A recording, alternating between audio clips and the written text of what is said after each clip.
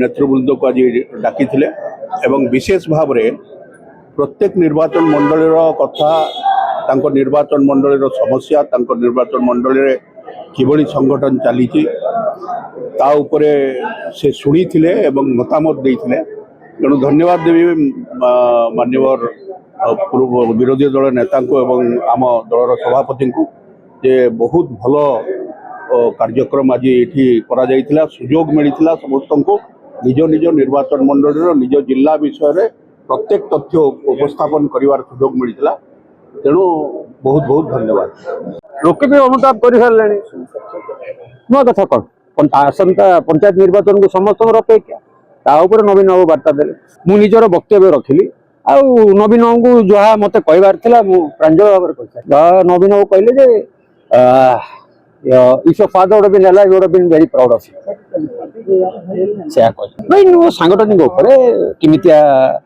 समस्त भीतर कोऑर्डिनेशन बढ़ू समस्त भीतर डिजिटल मीडिया को केमती स्ट्रांग करा जाऊ ऑपोजिशन पार्टी फेक नैरेटिव को केमती काउंटर करा जाऊ ता ऊपर नीति हाँ पंचायत निर्वाचन तो सी निजे उठेले नेता शुणु जेबे जेबे चंद्रबाबू नायडू इलेक्शन हार जाइतिले ताकू 30 विधायक भी छाड़ी कहते नेता जी जारो निजर स्वार्थ आप देखुं 2014 पर भारतर जो परिस्थिति समस्त निजर कौन सी निजर स्वार्थ संगठन तो पूर्व भी मजबूत थिला आहरी मजबूत करने एवं क्रियाशील करने विभिन्न निर्वाचन मंडल जो मैंने 2024 विजु जनता दल प्रार्थी होते से माने सबू आज उपस्थित थिले एवं माननीय विरोधी दल नेता पूर्वतन मुख्यमंत्री 2 घंटा धरी समस्त को व्यक्तिगत भाव में कहबार सुजोग देले एवं निर्वाचन मंडली वारी रिव्यू कराला एवं पंचायत निर्वाचन एवं